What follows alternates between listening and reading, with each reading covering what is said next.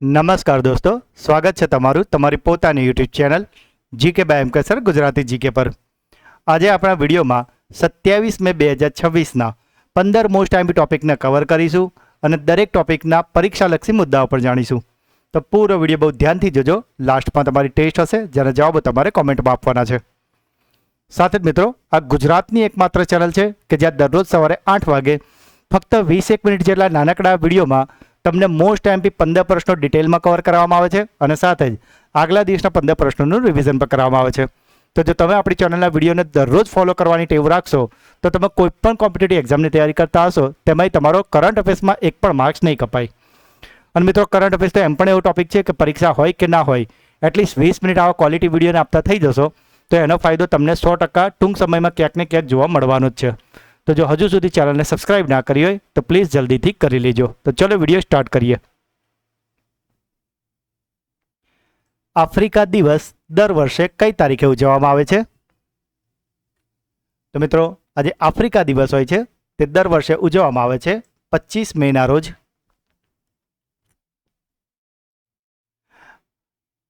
મિત્રો, આ 25 મેના દિવસે આફ્રિકા દિવસ એટલા માટે ઉજવવામાં આવે છે કારણ કે 25 મે 1963ના રોજ અદિસ અબાબા કે જે ઇથોપિયામાં આવેલું છે ત્યાં ઓર્ગેનાઇઝેશન ઓફ આફ્રિકન યુનિટી એટલે કે OAUની સ્થાપનાની યાદમાં મનાવવામાં આવે છે। વર્ષ 2002માં આજે OAU હતું એટલે કે ઓર્ગેનાઇઝેશન ઓફ આફ્રિકન યુનિટી, તેનું નામ બદલીને આફ્રિકન યુનિયન એટલે કે AU કરવામાં આવ્યું હતું અને જેનું મુખ્ય મથક અદિસ અબાબામાં આવેલું છે અને હાલમાં તેમાં કુલ 55 જેટલા સભ્ય દેશો સામેલ છે। સાથે જ મિત્રો, આ દિવસ મુખ્યત્વે આફ્રિકાના ટકાઉ વિકાસ માટે બનેલા એજન્ડા 2063ના લક્ષ્યોને ગતિ આપવા અને સંસ્થાનવાદી શાસન એટલે કે ગુલામીમાંથી મુક્તિની ઉજવણી કરવા પર ધ્યાન કેન્દ્રિત કરે છે।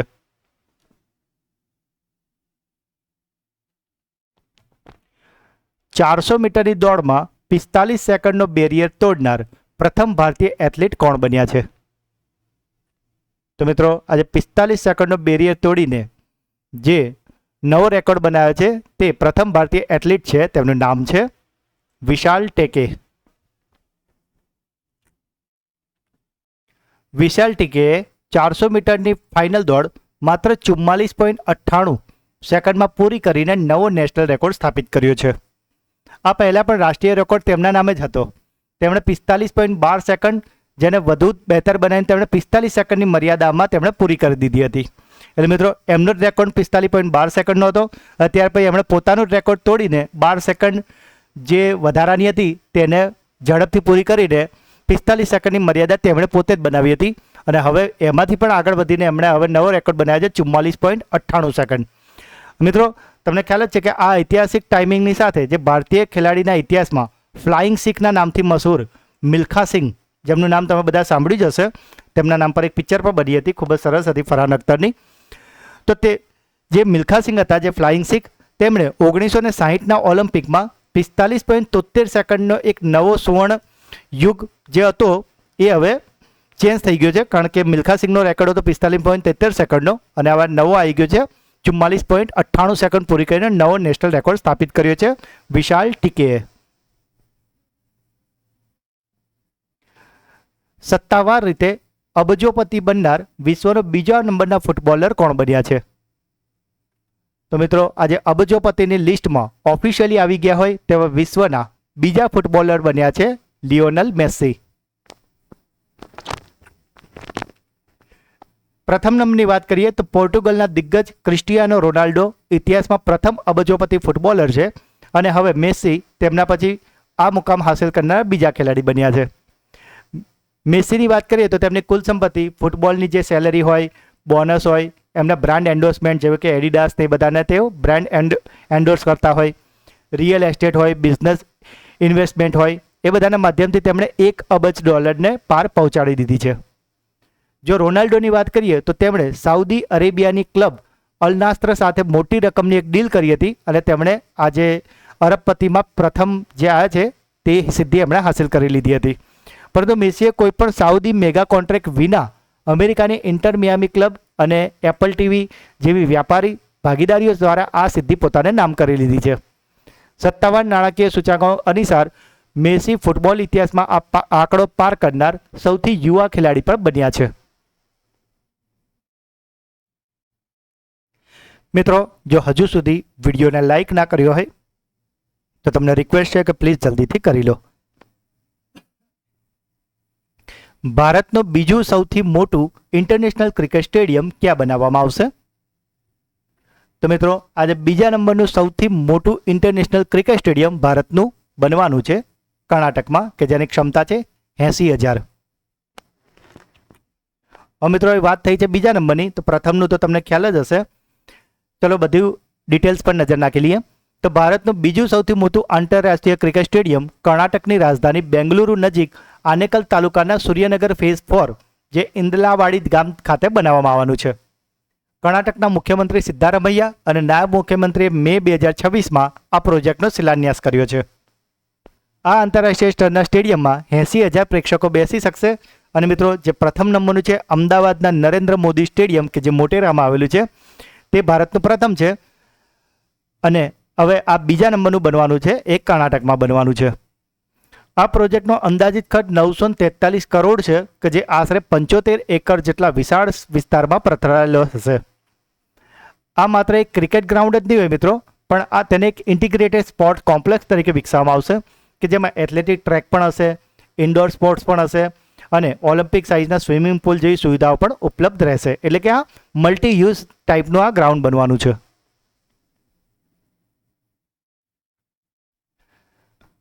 મિશન વંદે માતરમ હેઠળ બીએસએફની પ્રથમ ઓલ વુમન પર્વતારોહણ ટીમે કયા શિખર સર કરવામાં સફળતા મેળવી છે? તો મિત્રો આજે બીએસએફ એટલે કે બોર્ડર સિક્યુરિટી ફોર્સની જે પ્રથમ ઓલ વુમન પર્વતારોહણ ટીમ છે તેમણે મિશન વંદે માતરમ હેઠળ જે શિખર સર કર્યું છે તે છે માઉન્ટ એવરેસ્ટનું. ગઈકાલના વિડીયોમાં મિત્રો આપણે તમને આઈટીબીપીની મહિલાઓએ જે માઉન્ટ એવરેસ્ટ સર કર્યું હતું તે પ્રશ્ન કરાયો હતો અને આજનો પ્રશ્ન આપણો છે બીએસએફની મહિલાઓનો. તો ડિટેલમાં જોઈ લઈએ. તો મિશન વંદે માતરમ હેઠળ બીએસએફની પ્રથમ ઓલ વુમન પર્વતારોહણ ટીમે 21 મે 2026ના રોજ વિશ્વનું સૌથી ઊંચું શિખર માઉન્ટ એવરેસ્ટને સફળતાપૂર્વક ચઢાણ કરી લીધું છે. મિત્રો આ 4 સભ્યોની જાબાઝ ટીમમાં કોન્સ્ટેબલ કૌસર ફાતિમા, મુનમુન ઘોષ, રાબેકા સિંહ અને શેરિંગ ચોરોલ સામેલ હતા. એવરેસ્ટના શિખર પર પહોંચ્યા પછી આ ટીમે ભારે ઠંડીની વચ્ચે પ્રથમ વખત એક જ સાથે એક જ સૂરમાં રાષ્ટ્રીય ગીત વંદે માતરમ પર ગાયું હતું. આ ઐતિહાસિક સફળતા બોર્ડર સિક્યુરિટી ફોર્સ એટલે કે બીએસએફના ડાયમંડ જ્યુબલી વર્ષ અને વંદે માતરમની 150મી વર્ષગાંઠ નિમિત્તે મેળવવામાં આવી છે. આ ટીમે પર્વતોને સ્વચ્છ રાખવા માટે સ્વચ્છ હિમાલય સ્વચ્છ ગ્લેશિયર અભિયાન હેઠળ શિખર પરથી જે કચરો હતો તેને પણ એકત્ર કર્યો હતો.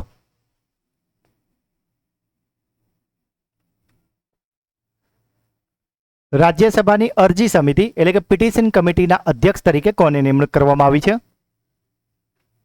તો મિત્રો આ જે અરજી સમિતિ છે તેના અધ્યક્ષ બની ગયા છે રાઘવ ચડ્ઢા. સાથે મિત્રો 10 વર્ષ થતી મહત્વની વહીવટી પ્રક્રિયા એટલે કે વસ્તી ગણતરી જે હાલમાં 2 તબક્કામાં શરૂ થઈ ગઈ છે 2026 અને 27માં. અને માટે જ મિત્રો આવનારી તમામ પરીક્ષામાં આ વસ્તી ગણતરીના 2 કે 3 પ્રશ્નો 100% આવવાના જ છે. અને માટે જ આ વસ્તી ગણતરીના મોસ્ટ એમપી 50 પ્રશ્નોનો વિડીયો આપણી ચેનલ પર અવેલેબલ છે. તો મિત્રો આ વિડીયો 20 મિનિટ જેટલો નાનકડો છે, પણ જો તમે આ વિડીયો જોઈ લેશો તો પરીક્ષામાં તો તમને ઉપયોગી થવાનો જ છે. પણ પરીક્ષા ના પણ હોય અને તેમ છતાં પણ જો તમે આ વિડીયો જોઈ લેશો મિત્રો તો વસ્તી ગણતરીને લઈને તમારો ટોટલી કોન્સેપ્ટ પણ ક્લિયર થઈ જશે અને ઘણું બધું તમને નવું જાણવા પણ મળશે. તો મિત્રો આ વિડીયોની લિંક તમને આપણા આ જ વિડીયોના ડિસ્ક્રિપ્શનમાં પણ આપેલી છે, તો આને બિલકુલ પણ મિસ ન કરતા અને અવશ્યથી જોઈ લેજો. બેટર નેવર સ્ટોપ્સ નામનું પુસ્તક કોણે લખ્યું છે? તો મિત્રો આ જે પુસ્તક છે બેટર નેવર સ્ટોપ્સ તેને લખ્યું છે શ્યામ શ્રીનિવાસને. કઈ રાજ્ય સરકારે ગેરકાયદેસર પ્રવાસીઓ માટે હોલ્ડિંગ સેન્ટર સ્થાપવાનો આદેશ આપ્યો છે? તો મિત્રો આ જે ગેરકાયદેસર પ્રવાસીઓ જેવા કે રોહિંગ્યા હોય છે તેઓ લોકો માટે હોલ્ડિંગ સેન્ટર સ્થાપવાનો આદેશ આપ્યો છે પશ્ચિમ બંગાળ સરકારે.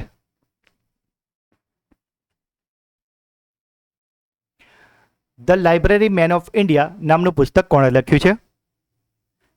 તો મિત્રો આ જે પુસ્તક છે the library man of India તેના લેખક છે પી સત્યન. અને જો વાત કરીએ તેને કોના દ્વારા ઇનોગ્રેશન કરવામાં આવ્યું છે તો મિત્રો આ જે પુસ્તક છે તેનું વિમોચન થયું છે આપણા ઉપરાષ્ટ્રપતિ સીપી રાધાકૃષ્ણનના હસ્તે. તાજેતરમાં જેરોમ પોવેલની જગ્યાએ યુએસ સેન્ટ્રલ બેંક ફેડરલ રિઝર્વના નવા અધ્યક્ષ તરીકે કોણે શપથ લીધા છે? તો મિત્રો, આજે અમેરિકાની સેન્ટ્રલ બેંક ફેડરલ રિઝર્વ છે તેના નવા અધ્યક્ષ બની ગયા છે કેવિન વોર્સ. રાષ્ટ્રપતિ દ્રૌપદી મુર્મુએ કલા ક્ષેત્રે યોગદાન બદલ જર્મનીના કયા પ્રોફેસરને પદ્મશ્રીથી સન્માનિત કર્યા છે? તો મિત્રો, આજે જર્મનીના જે પ્રોફેસર છે કે જેમને રાષ્ટ્રપતિ દ્રૌપદી મુર્મુ દ્વારા સન્માન આપવામાં આવ્યું છે તેમનું નામ છે ડોક્ટર લાર્સ ક્રિશ્ચિયન કોચ. ભારતનું પ્રથમ સ્વદેશી 300 કિલોમીટર યુનિવર્સલ રોકેટ લોન્ચિંગ સિસ્ટમનું નામ શું છે? તો મિત્રો, આજે પ્રથમ સ્વદેશી 300 કિલોમીટર યુનિવર્સલ રોકેટ છે તેનું નામ રખાયું છે સૂર્યાસ્ત્ર.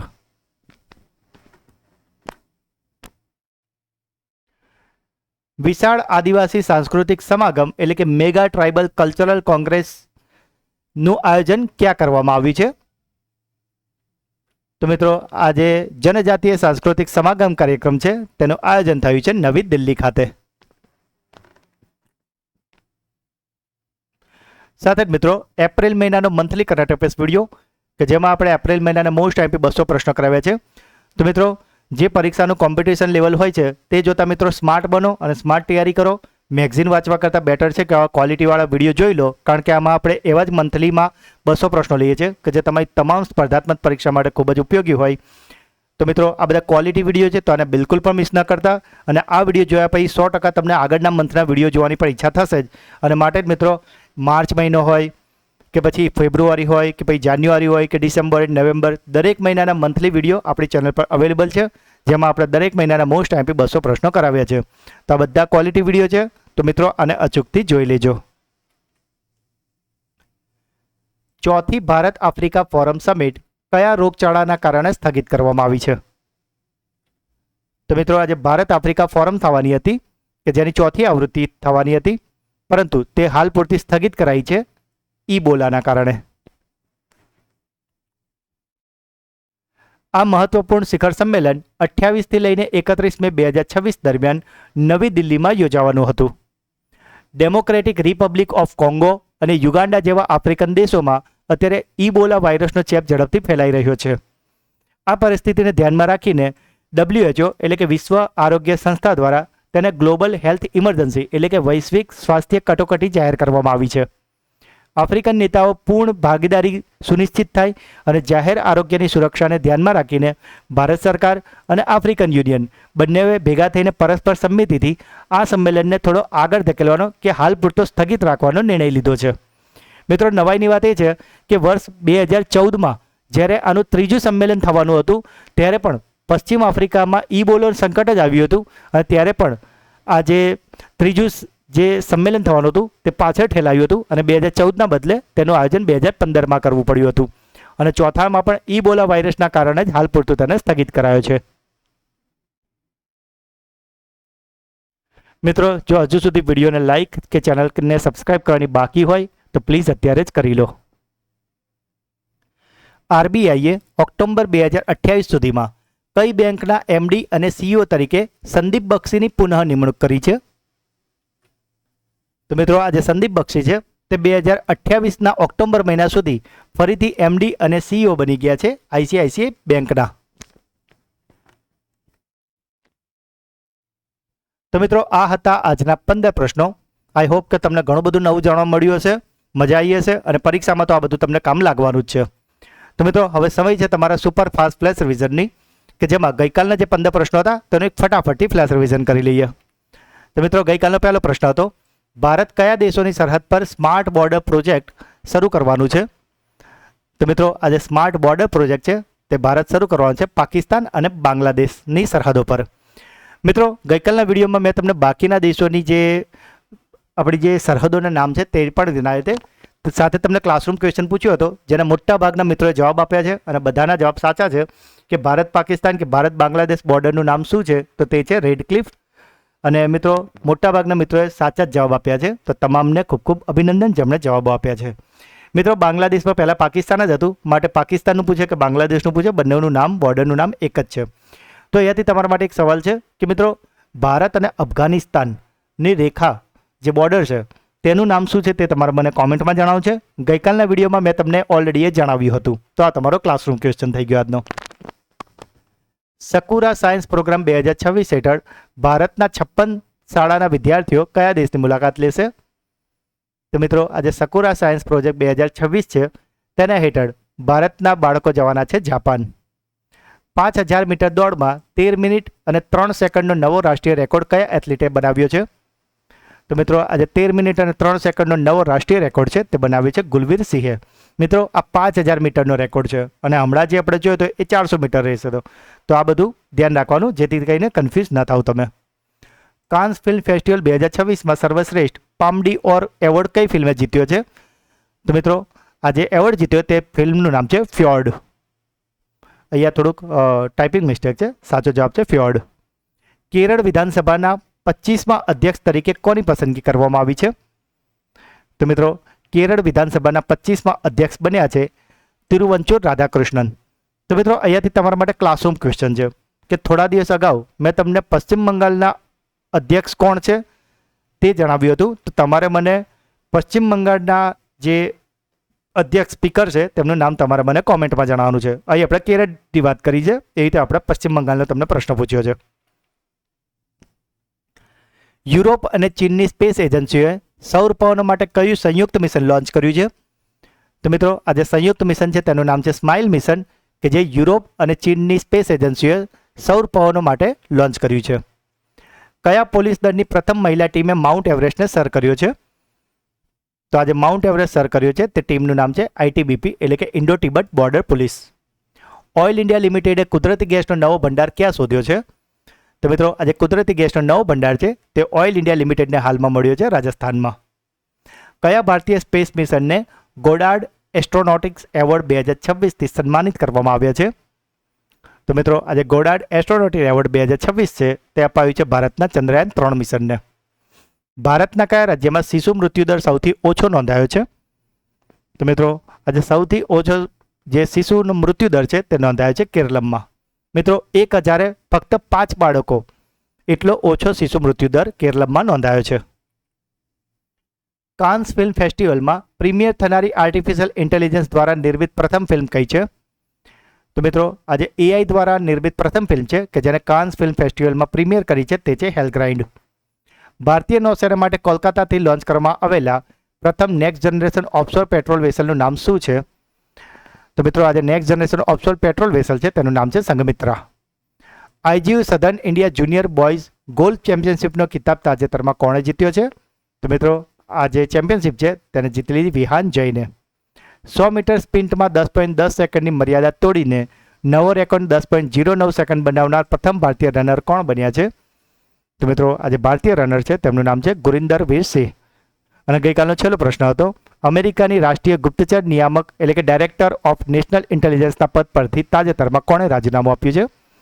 તો મિત્રો આ રાજીનામું અમેરિકાની ગુપ્તચર નિયામકમાંથી અપાયું છે તુલસી ગબાર્ડ દ્વારા. તો મિત્રો આ હતા ગઈકાલના 15 પ્રશ્નો કે જેનું અત્યારે તો આપણે ખૂબ જ ફટાફટ રિવિઝન કરી લીધું છે, પણ ગઈકાલના વિડીયોમાં આપણે આ દરેક પ્રશ્નને ખૂબ જ ડિટેલમાં સારી રીતે એક્સ્ટ્રા માહિતી સાથે તમને સમજાવ્યા છે. તો જો હજુ સુધી તમારે તે વિડીયો જોવાનો બાકી હોય તો તેની લિંક તમને આ જ વિડીયોના ડિસ્ક્રિપ્શનમાં મળી જશે. તો મિત્રો એને જરૂરથી જોઈ લેજો. તો મિત્રો હવે સમય છે તમારી બ્રેન બૂસ્ટર ટેસ્ટનો, જેમાં 3 પ્રશ્નો પૂછાશે જેના જવાબ તમારે કોમેન્ટમાં આપવાના છે.